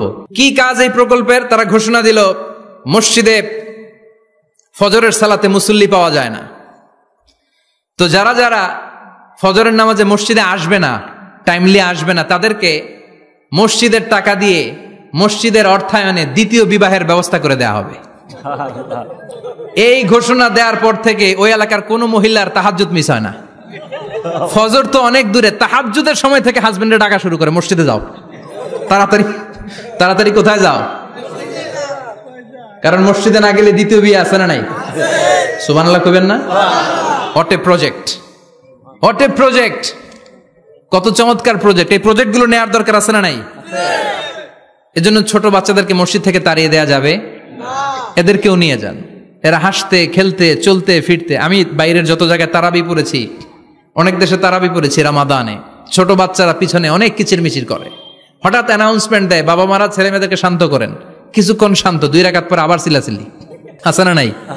তো ওরা যদি না চিল্লায়, ওরা যদি লাফালাফি না করে, লাফালাফি কি 80 বছরের মুরব্বী করবে? কথা কয় না। মুরব্বী লাফালাফি করলে এটা মানাবে? ছোট বাচ্চারা লাফালাফি করবে, একজন আরেকজনের কামড় দিবে, কাঁচের গ্লাস ভাঙবে, এটাই পৃথিবীর সৌন্দর্য। চিল্লায় বলেন ঠিক কিনা? বিশ্বনবী একবার আসরের নামাজের সেজদা লম্বা করে দিলেন, সাহাবারা বললেন, নবী নামাজের পরে ধরলেন, অসুস্থ হয়ে গেলেন নাকি, অথবা কোরআনের আয়াত সেজদা অবস্থায় নাজিল হয়ে গেল নাকি? আসরের সেজদা তো এত লম্বা করতে কখনো দেখি নাই রে নবী। বিশ্বনবী বললেন, না, অসুস্থ হই নাই, কোরআনের আয়াত নাজিল হয় নাই, আমি যখন সেজদায় লুটিয়ে পড়েছি, আমার কলিজার টুকরা নাতি হাসান আমার কাঁধের উপরে চেপে বসেছে, আমি যদি সেজদা থেকে মাথা উঠাই হাসানের কষ্ট হয়ে যাবে, তাই আসরের একটা সেজদা আমি ইচ্ছা করেই লম্বা করে দিয়েছি। কি নবী ছিল, কি মায়া ছিল নাতিদের সাথে। হাসান হুসাইন, বিশ্বনবী যে নবী হচ্ছে সব নবীদেরও সর্দার, ওই নবীরে ঘোড়া বানায়া, বিশ্বনবীর বাবরি চুল ছিল তো, ওই চুল ধরে এরকম ঘোড়া ঘোড়া খেলতো। বিশ্বনবীর কাঁধে বসে বিশ্বনবীর বাবরি চুল টেনে টেনে কয়, এটা আমার ঘোড়া। হাসান হুসাইনের গায়ের এমন কোন জায়গা নাই যে জায়গায় বিশ্বনবী চুমা দেয় নাই। আর বলতেন, রাইহানা চাইনি ফিদ দুনিয়া, হাসান আর হুসাইন হলো আমার দুনিয়ার সুগন্ধি। সাইয়্যিদা শাবাবি আহলিল জান্নাহ, জান্নাতীরা আপনারা যারা জান্নাতে যাবেন, আপনাদের সামনে 2টা পতাকা থাকবে, একটা থাকবে হাসানের হাতে আর একটা হুসাইনের হাতে। বিশ্বনবী মসজিদে নববীতে জুমার খুতবা দিচ্ছেন, হঠাৎ হাসান আর হুসাইন লাল 2টা জামা পরে কাতারের মধ্যে দৌড়াদৌড়ি শুরু করলেন। বিশ্বনবী খুতবা থামিয়ে দিলেন, মিম্বার থেকে নেমে হাসান হুসাইনকে 2 হাতে টানতে টানতে মিম্বারের উপরে নিয়ে আসলেন, যাতে মুসল্লিদের ডিস্টার্ব না হয়ে যায়। হাসানকে ডান হাতে ধরে, হুসাইনকে বা হাতে ধরে বাকি খুতবাটা বিশ্বনবী তখন শেষ করলেন। 500টা খুতবা দিয়েছেন। কয়টা? চিল্লায় বলেন কয়টা? আবার বিশ্বনবী জুমার খুতবা দিতে দাঁড়ালেন, এক সাহাবী এসে বসে বলল, বিশ্বনবী বললেন, কম, দাঁড়াও, 2 রাকাত পড়ছো? সাহাবী কয়, না, পড়ি নাই। বিশ্বনবী বললেন, ইরকা রাকাতান, 2 রাকাত পড়ো। সাহাবী 2 রাকাত পড়া শুরু করলেন, বিশ্বনবী আবার খুতবা দেওয়া শুরু করলেন। খুতবার নিরবিচ্ছিন্নতাকে ভঙ্গ করে বিশ্বনবী তাকে দাঁড়াতে বললেন, 2 রাকাত নামাজ পড়তে বললেন। তার মানে খতিব সাহেব মন গড়া শুধু খুতবা দিয়ে যায় না, ডানে বায়ে কোথায় কি হচ্ছে সবকিছু নজরে রেখে, কন্ট্রোলে রেখে, সামাজিক সব সমস্যার কথাগুলো তুলে ধরে অসামাজিক কার্যকলাপের বিরুদ্ধে হুঙ্কার দিয়ে জুমার প্ল্যাটফর্মটাকে শক্তিশালী করাই হচ্ছে একজনের খতিবের দায়িত্ব। চিল্লায় এখন ঠিক কিনা? এ কাজই করেছেন বিশ্বনবী 500টা খুতবায়। আবার বিশ্বনবী দাঁড়িয়ে খুতবা দিচ্ছেন, এক সাহাবী এসে বলেন, নবী, মদিনার মধ্যে পানি নাই, অনাবৃষ্টি, দুর্ভিক্ষ, আপনি একটু দোয়া করেন যাতে বৃষ্টি হয়। কিসের দোয়া? বিশ্বনবী জুমার খুতবা থামিয়ে দিলেন, খুতবা দিচ্ছিলেন, খুতবা থামিয়ে দোয়া করলেন, আল্লাহুম্মা আসকিনা, আল্লাহুম্মা আসকিনা ইয়া গাউস আগিসনা, আল্লাহুম্মা আসকিনা গাইসান মুগীসান মারিআন মুরিআন নাফিআন গায়রা দার আজিলান গায়রা আজিল। আল্লাহ, আপনি আমাদের সাহায্য করেন, আপনি রহমত করেন, বরকত দেন, আপনি মদিনার বুকে বৃষ্টি দেন, তাড়াতাড়ি দেন, দেরি করেন না। সুবহানাল্লাহ। বিশ্বনবী দোয়া করতে দেরি, মুহূর্তের মধ্যে ঝুমঝুম করে বৃষ্টি নাজিল হয়ে মদিনাটা প্লাবিত হয়ে গেল। আকাশে মেঘ দেয় কে? আল্লাহ। বৃষ্টি দেয় কে? আল্লাহ। সবকিছু দেয়ার মালিক কে? আল্লাহ। বৃষ্টি দেয় কে? আল্লাহ। মেঘ দেয় কে? আল্লাহ। বিশ্বনবীর দোয়ার বরকতে বৃষ্টি নামলো। শুক্রবার বৃষ্টি, শনিবার বৃষ্টি, রবি সোম মঙ্গল বুধ বৃহস্পতি শুক্র এর পরের শুক্রবার পর্যন্ত টানা বৃষ্টি হলো, কারণ বৃষ্টির দোয়া করছে, বৃষ্টি বন্ধ আর দোয়া তো করে নাই, চলতেছে। আল্লাহ কইছে নবী চাইছেন দিতেছি, না করলে থামামু। সুবহানাল্লাহ কইবেন না? বৃষ্টি হইতে হইতে মদিনায় বন্যা, মরুভূমির দেশ, কি পরিমাণে হেভি রেইনফল হলে মরুতে বন্যা হয়। সুবহানাল্লাহ পড়বেন না? আবার বিশ্বনবী পরের জুমাবারে খুতবা দিচ্ছেন, ওই সাহাবী এসে হাজির, এসে বলে, ও নবী আর বৃষ্টির দরকার নাই। যে বৃষ্টির দোয়া করতে বলেছিল সে এসে বলি আর কিসের দরকার নাই? চিল্লায় বলেন কিসের দরকার নাই? ও নবী আর বৃষ্টির দরকার নাই, এবার বৃষ্টি বন্ধের দোয়া করেন।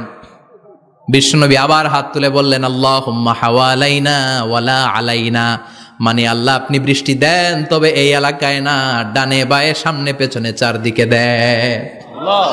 সাহাবীরা মসজিদ থেকে বের হয়ে দেখে মদিনার চারদিকে এরকম গোল একটা চাকতি, এই চাকতি দিয়ে নীল আকাশ দেখা যায়, আর ডানে বায়ে সামনে পেছনে প্রচন্ড ঝড় ঝন্ডার বৃষ্টি।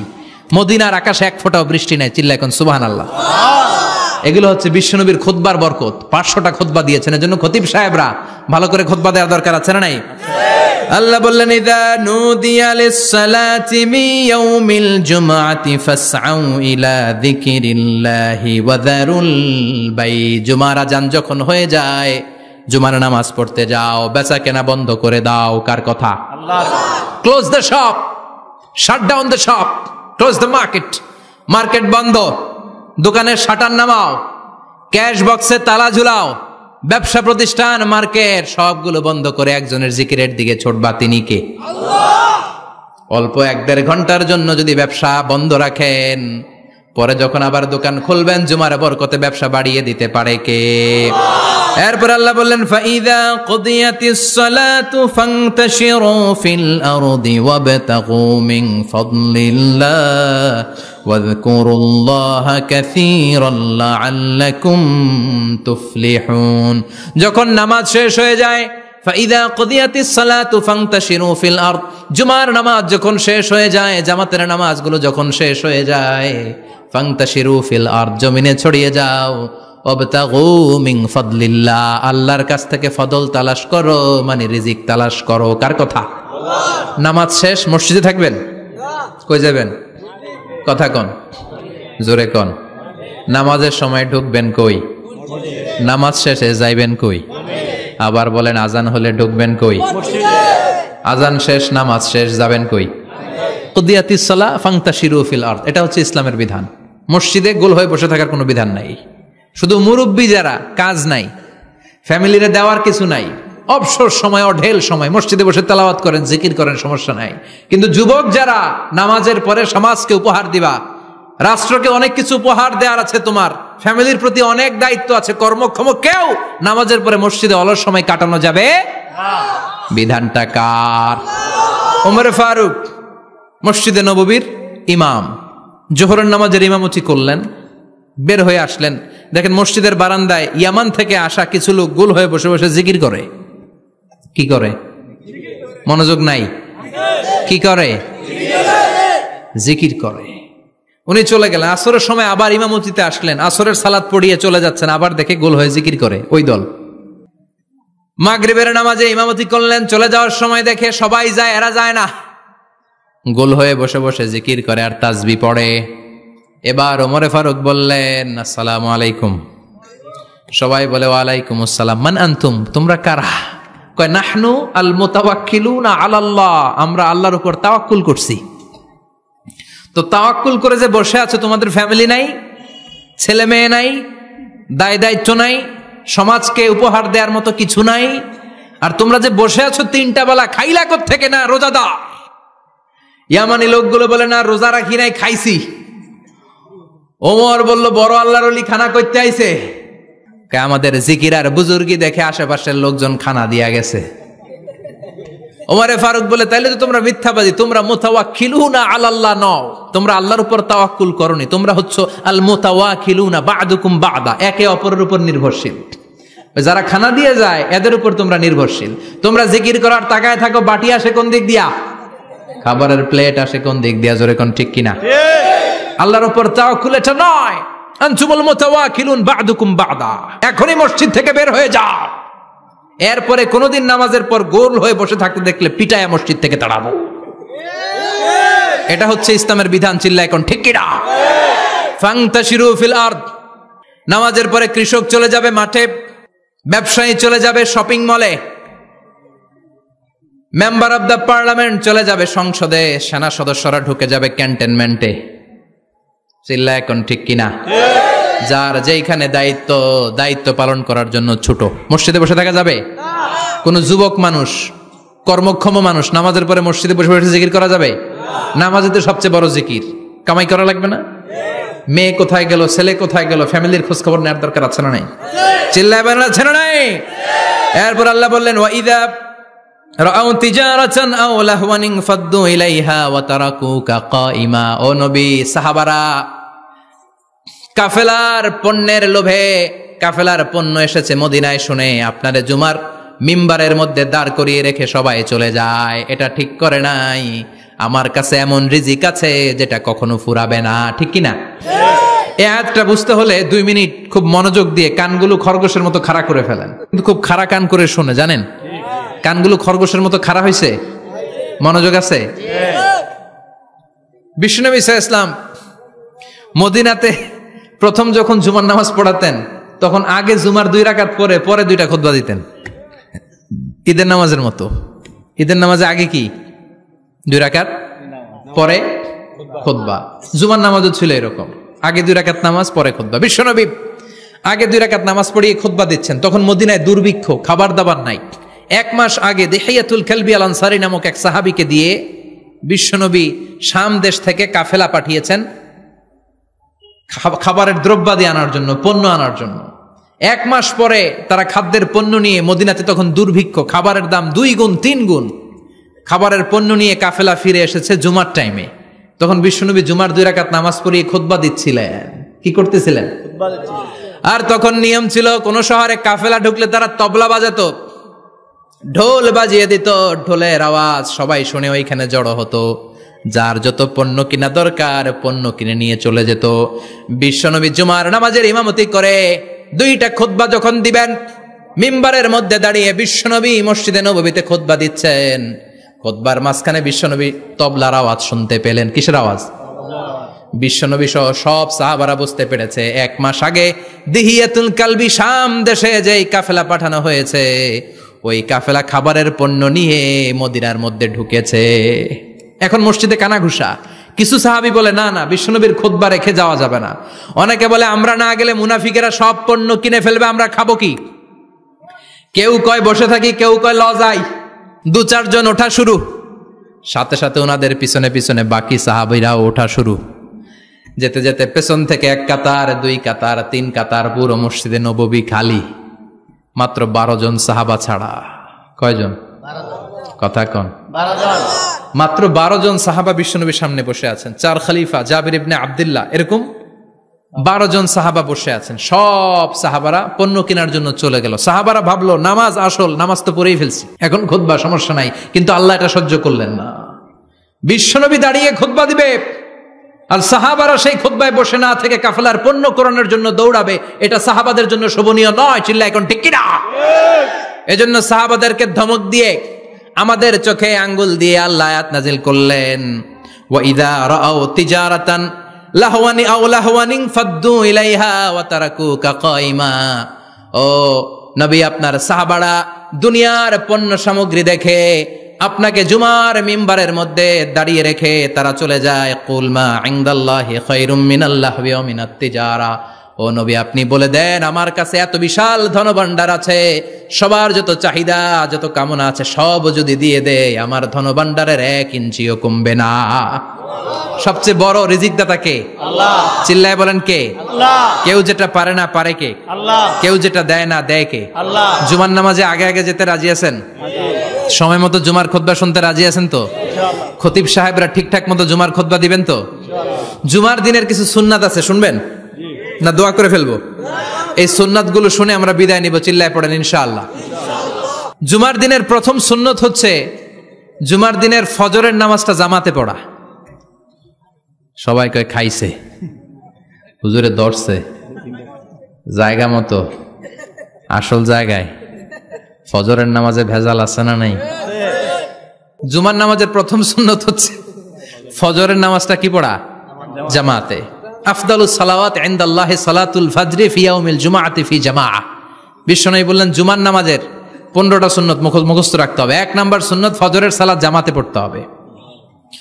2 নামাজ মুনাফিকদের কাছে সবচেয়ে কঠিন, একটা হচ্ছে ফজরের নামাজ আর একটা এশার নামাজ। এক আলেমকে জিজ্ঞেস করা হলো ফজরের বাতাসটা এত ঠান্ডা আর স্নিগ্ধ কেন? আলেম উত্তর দিয়েছিল কারণ ফজরের বাতাসে মুনাফিকদের নাকের দুর্গন্ধ মিশে না। ফজরের বাতাসটা স্নিগ্ধ, ফজরের সময় আল্লাহওয়ালাদের আনাগোনা, মুসল্লিদের আনাগোনা, ইসলামের পক্ষের শক্তির আনাগোনা। চিল্লায় বলেন ঠিক কিনা? মসজিদে নববীতে জুমার নামাজের দৃশ্য আর ফজরের নামাজের দৃশ্য ছিল এক। বাংলাদেশে ফজরের নামাজের দৃশ্য আর জুমার নামাজের দৃশ্য এক নাকি? ফজরের নামাজের সময় মুসল্লি নাই, এক কাতারও হয় না, আর জুমার নামাজে পাক্কা মুসল্লি দেরি করে গেলে বারান্দায়ও জায়গা পায় না। কথা কন। তাহলে ফজরের নামাজটা আমরা জামাতে পড়বো ইনশাআল্লাহ। ইনশাআল্লাহ এত আসতে ইনশাআল্লাহ, আরো জোরে পড়েন ইনশাআল্লাহ। মনে থাকবে? ইমাম সাহেব কে মসজিদের? ইমাম কই? হাফেজ সাহেব কই? কালকে দেখবেন যে কি অবস্থা হয় ফজরের সময়। জুমার নামাজের মতো ভিড় হবে, আসা যাবে না। কথা কয় না। 2 নাম্বার সুন্নাহ হচ্ছে আসিওয়াক, মেসওয়াক করা। মাতফারাতুন লিল ফাম মারদাতুন লিররাব। মেসওয়াক করলে দাঁত পরিষ্কার থাকে, আল্লাহ খুশি হয়ে যায়। বিশ্বনবী বলেছেন যদি আমার উম্মতের জন্য কষ্ট না হতো প্রত্যেক নামাজের আগে মেসওয়াক করা আমি ফরজ করে দিতাম। সুবহানাল্লাহ। মেসওয়াক ছিল বিশ্বনবীর জীবনের শেষ আমল। এই মেসওয়াক করে বিশ্বনবী শেষ নিঃশ্বাস ত্যাগ করেছেন। আপনার নবী আমার নবী ওনার জীবনের সর্বশেষ আমল ছিল কি? সুবহানাল্লাহ কইবেন না? বিশ্বনবী জাইতুনের ডাল দিয়ে মেসওয়াক করতেন। বিশ্বনবী বলতেন নি'মা সিওয়াকিয়া জাইতুন ফাইন্নাহু সিওয়াকি ওয়া সিওয়াকুল আমবিয়া মিন ক্বাবলি। জাইতুনের ডালের মেসওয়াক কতই না ভালো, কারণ এটা দিয়ে আমিও মেসওয়াক করি, আমার আগে সব নবীরাই জাইতুনের ডাল দিয়ে মেসওয়াক করেছে। সুবহানাল্লাহ। 3 নাম্বার হচ্ছে দুহুন, তেল মালিশ করবেন। বিশ্বনবী জাইতুনের তেল দাড়িতে, চুলে আর গায়ে দিতেন। বিশ্বনবী বলতেন ওয়াদ্দাহিনু ফাইন্না ফিত তাদহিনে বারাকাত। তেল খাও, তেল দাও, তেল মালিশ করো, তেলের ভেতরে আল্লাহ বরকত ঢুকাইয়া দিছে। তেল দিবেন তো? 4 নম্বরে আত্তিব, জুমার দিনে সুগন্ধি লাগিয়ে যাওয়া সুন্নাত। লাগাবেন? লাগাতে রাজি আছেন? বিশ্বনবী বলতেন এই দুনিয়ার 3টা জিনিস আমার কাছে সবচাইতে প্রিয়। হুব্বিবা ইলাইয়া মিন দুনিয়াকুম সালাস। 1 হচ্ছে আন-নিসা, নারীদেরকে আমি পছন্দ করি। 2 হচ্ছে আত্তিব, সুগন্ধি লাগাতে আমি পছন্দ করি। বিশ্বনবীরে কেউ সুগন্ধি হাদিয়া দিছে, বিশ্বনবী নেয় নাই, এরকম কোন ঘটনা ঘটে নাই। আল্লাহু আকবার। 3 নম্বরে কুররাতু আইনি ফিস সালাহ। নামাজের মধ্যে যখন আমি দাঁড়িয়ে যাই আমার চক্ষুটারে ঠান্ডা করে দেয় কে? আবার বিশ্বনবী বলতেন আরবাউন মিন সুনানিল মুরসালিন। 4টা সুন্নাত সব নবীদের সুন্নাত। 1 নম্বরে আল হায়া মানে লজ্জা। আরেক বর্ণনা এসেছে আল খিতান মানে সুন্নাতে খাতনা, এটা সব নবীদের ছিল। আর সেওয়াক, সব নবীরা মেসওয়াক করেছেন। আত্তিব, সব নবীরা আতর লাগিয়েছেন। আর নিকাহ, সব নবীরা বিয়েও করেছেন। চিল্লায় পড়েন আল্লাহু আকবার। 5 নম্বর সুন্নাহ হলো আল লিবাস আহসানা সিয়াব, সুন্দর জামা পরা। নট নেসেসারি যে নতুন জামা হতে হবে, পুরাতন জামাও ধুয়ে আয়রন করে পরলে একটা সৌন্দর্য আছে না নাই? ইন্নাল্লাহা জামিল ওয়া ইউহিব্বুল জামাল। আল্লাহ নিজে সুন্দর, সৌন্দর্যকে আল্লাহ পছন্দ করেন। পৃথিবীতে সবচেয়ে সুন্দর কে? ইন্নাল্লাহা ইউহিব্বু আইয়ারা আসারা নি'মাতিহি আলা আবদি।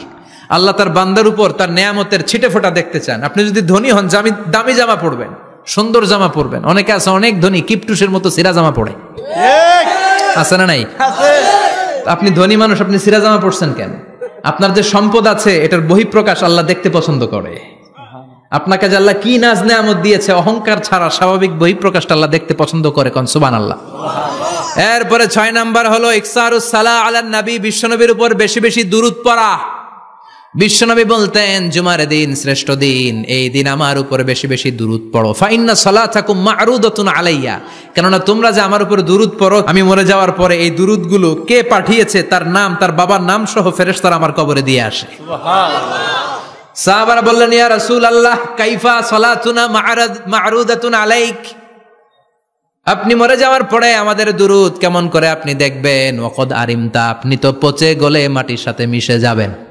বিশ্বনবী বলেন ইন্নাল্লাহা হাররামা আলাল আরদি আন তাকুলা আজসাদাল আমবিয়া নবীদের লাশকে খেয়ে ফেলা, নবীদের লাশকে পচিয়ে ফেলা জমিনের সব মাটির জন্য আল্লাহ হারাম করে দিয়েছে। নবীদের লাশ পচে না, নবীদের লাশ গলে না। যারাই বিশ্বনবীর উপর দুরূদ পড়বেন, আপনার নাম সহ, আপনার বাবার নাম সহ, মালাইকাতু সাইয়াহিন, একদল ফেরেশতা আছে শুধু রাউন্ড দেয় গোটা ওয়ার্ল্ডে। কারা বিশ্বনবীর উপর দুরূদ পড়েছে, এই দুরূদ নিয়ে, এই নাম নিয়ে বিশ্বনবীর কবরে তারা পৌঁছে দেয়। চিল্লায় পড়েন আল্লাহু আকবার। এরপরে বিশ্বনবী বলতেন, জুমার দিনে সূরাতুল কাহাফ পড়বা। কাহাফ পড়া সুন্নাহ। সূরাতুল কাহাফ পড়তে রাজি আছেন? রাজি আছেন তো? 18 নম্বর সূরা, কোরআনের একেবারে মাঝখানের সূরা। আলহামদুলিল্লাহিল্লাযী আনজালা আলা আবদিহিল কিতাবা ওয়া লাম ইয়াজআল লাহু ইওয়াজা, এই আয়াত দিয়ে শুরু হয়েছে, শেষ করা হয়েছে ফামান কানা ইয়ারজু লিকা রাব্বিহি ফালইয়ামাল আমালান সালিহা ওয়া লা ইউশরিক বিইবাদাতি রাব্বিহি। আর মাঝখানে আছে ওয়ালিয়াতালাত্তাফ। হাফেজ সাহেবরা উত্তর দাও, মাঝখানে আছে কি? কথা কন। ওয়ালিয়াতালাত্তাফ একটা শব্দ আছে সূরা কাহাফের মাঝখানে। কোরআনের সব জায়গায় এক ফন্টে আয়াতগুলো লেখা, কিন্তু ওয়ালিয়াতালাত্তাফ মোটা করে লেখা আছে না? ডবল ফন্টে লেখা, মোটা, কারণ এটা কোরআনের একেবারে মাঝখানে অবস্থিত এই শব্দটা ওয়ালিয়াতালাত্তাফ। এর আগে যত শব্দ, এর পরে তত শব্দ। এর আগে যত কোরআনের অক্ষর, এর পরে তত অক্ষর। সুবহানাল্লাহ বাড়িতে গিয়া বিশ্বনবী বললেন, সূরাতুল কাহাফ যে তেলাওয়াত করবে ইয়াকুনু লাহু নূর। এই সূরাতুল কাহাফ কিয়ামতের দিন তার সামনে বিশাল একটা আলো হয়ে আসবে। এই আলো দিয়ে পুলসিরাত পার হয়ে ওই বান্দা জান্নাতের ভেতরে ঢুকে যাবে। আবার বিশ্বনবী বলেন, যারা সূরাতুল কাহাফের প্রথম 10 আয়াত তেলাওয়াত করবে জুমার দিন, শেষের 10 আয়াত যারা জুমার দিন তেলাওয়াত করবে, দাজ্জালের ফিতনা থেকে তাদেরকে মুক্ত রাখবে কে? সুবহানাল্লাহ পড়বেন না? সূরাতুল কাহাফ দিয়ে সকাল শুরু করতে রাজি আছেন? সবাই রাজি? এরপর আত-তাবকির ইলাল মসজিদ, মসজিদে আগে আগে যাওয়া সুন্নত। আগে যিনি যাবে উনি কি পাবে? তারপরে গরু, তারপরে বকরি, তারপরে মুরগি, মুরগির পরে ডিম না আন্ডা? আন্ডা। আল মাশিউ আলাল ইকদাম। বিশ্বনবী বললেন, হেঁটে হেঁটে জুমার নামাজে যাওয়া সুন্নাহ। রিকশা, হুন্ডা, সাইকেল, সিএনজি দিয়ে গেলেও হবে, কিন্তু হেঁটে হেঁটে গেলে সওয়াব বেশি না কম? প্রতি কদমে কদমে আমলনামায় সওয়াব দিয়ে দিবে কে? এরপরে বিশ্বনবী বললেন, আদামু তাখাত্তি রিকাবান নাস, মানুষের ঘাড় ডিঙ্গিয়ে সামনে না যাওয়া সুন্নাহ। অনেকে জুমার দিন আসে, সবার শেষে বসতে চায় সামনে, এরকম ডাকাইত আছে না নাই? বিশ্বনবী জুমার খুতবা দিচ্ছেন, হঠাৎ এক সাহাবী সব সাহাবীর ঘাড় ডিঙ্গিয়ে ডিঙ্গিয়ে সামনে আসতেছে বুলেটের মতো। বিশ্বনবী বললেন, থামো, এজেলেস, বসো মিয়া, ফাকাদ আযাইতা ওয়া আনাইতা, আসছো দেরি করে, আবার মুসল্লিদেরকেও কষ্ট দিচ্ছ। যেখানে জায়গা পাবেন ওইখানে বসবেন। মানুষের ঘাড় ডিঙ্গিয়ে সামনের কাতারে যাওয়া এটা ঠিক না। এজন্য জুমার দিন আগে আগে আসার চেষ্টা করবেন। রাজি আছেন তো? এরপরে বিশ্বনবী বললেন, দুখুলুল মসজিদে রাকাতাইন, জুমার নামাজের দিন মসজিদে ঢোকার পরে 2 রাকাত পড়া সুন্নত। কয় রাকাত? রাজি আছেন? কবলাল জুমা, বাদাল জুমা। অনেকে প্রশ্ন করে, বাদাল জুমা 4 রাকাত, মসজিদে পড়লে 4, ঘরে পড়লে 2। কিন্তু কবলাল জুমা সুনির্ধারিত নয়, অনির্ধারিত। মা কদ খুদ্দিরা লাক, যত আপনার তৌফিকে কুলায় 2 রাকাত করে করে 2, 4, 6 ইমাম সাহেব খুতবা দেওয়ার আগ পর্যন্ত। আপনি যদি আধা ঘন্টা আগে যান, আপনি 10 রাকাত পড়তে পারবেন। চিল্লায় বলেন ঠিক কিনা? এরপরে বিশ্বনবী বলেন, ইনসাত, চুপ থেকে খুতবা শুনবা। জুমার খুতবার সময় কথা বলা যাবে নাকি? কথা কন। বিশ্বনবী বললেন, তোমার সামনে কেউ কথা বলতেছে, তুমি যদি বলো চুপ করো, এটাও তুমি খারাপ কাজ করছো। চুপ করো তোমার কইতে কইছে কি? চুপ করো বলে তুমি আরেকটা ভেজাল লাগাইছো। চিল্লায় বলেন ঠিক কিনা? তাহলে জুমার নামাজে কথা বলা যাবে না। কেউ কথা বললে চুপ করো, এই কথাটাও বলতে বিশ্বনবী নিষেধ করেছেন। চিল্লায় বলেন ঠিক কিনা? এরপরে মজার একটা কথা বিশ্বনবী বলেছেন, জুমার নামাজ পড়তে যেয়ে যদি কারো ঘুম আসে, জায়গা চেঞ্জ করে বসো। জুমার নামাজ পড়তে যায় ঘুমান না, এরকম কে কে আছেন আল্লাহর ওলি? হাত তোলেন। হাত তুলতে পারবেন? আমিও তুলতে পারবো না, আমি কত ঘুমাইছি। জুমার খুতবা শুনতে গেলে ঘুমাস, কারণ রহমত নাজিল করে কে? আল্লাহ। পুরো মসজিদের ডানে বায়ে রহমতে ঠাসা, খালি ঘুম আর ঘুম। আছে না নাই? ঘুম আসলে কি করবেন? উঠে যাবেন, উঠে জায়গা চেঞ্জ করবেন, পানির ঝাপটা দিবেন, ঘুম দূর করে দিবে কে? এরপরে বিশ্বনবী বললেন, জুমার দিন দোয়া করলে কবুল হয়। এমন একটা সময় আছে জুমার দিনে, ওই সময়ে যদি বান্দা আল্লাহর কাছে কিছু চায়, সেটা না দিয়ে খালি হাতে আল্লাহ বান্দারে ফিরাইয়া দেয় না। সেটা কখন? অনেক ইখতিলাফ আছে। বেশিরভাগ মুহাদ্দিসিন বলেছেন জুমার দিন আসরের নামাজের পর থেকে মাগরিবের আগ পর্যন্ত, বিশেষ করে মাগরিবের আগের আধা ঘন্টা, এই সময় আল্লাহর কাছে বান্দা যদি কিছু চায়, এই দোয়া আল্লাহ ফিরিয়ে দেয় না। এই 15টা সুন্নাত আমল করা যাবে তো? সবাই রাজি? জুমার খুতবা মনোযোগ দিয়ে শুনবো তো? আগে আগে আসবো তো? দোকানপাট বন্ধ করে জুমার নামাজের ভাবমূর্তি রক্ষা করব তো? খতিব সাহেব যারা আছেন, জুমার আলোচনাটাকে আরো কনস্ট্রাকটিভ ওয়েতে নেন। সব বন্ধ হবে, জুমা বন্ধ হবে। তাফসির মাহফিলে 144 ধারা আছে না নাই? জুমার মাহফিলে আছে? জুমার দিন 144 জারি করছে ওই মসজিদের জুমায়, কোনদিন শুনছেন?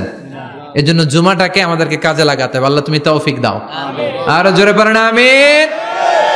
সুবহানাকাল্লাহুম্মা বিহামদিকা আশহাদু আল্লা ইলাহা ইল্লা আনতা আস্তাগফিরুকা ওয়া আতুবু ইলাইক। নিয়মিত ইউটিউব ভিডিও দেখতে সাবস্ক্রাইব করুন। নতুন নতুন ভিডিও পেতে ঘন্টা বাটনটি চাপুন।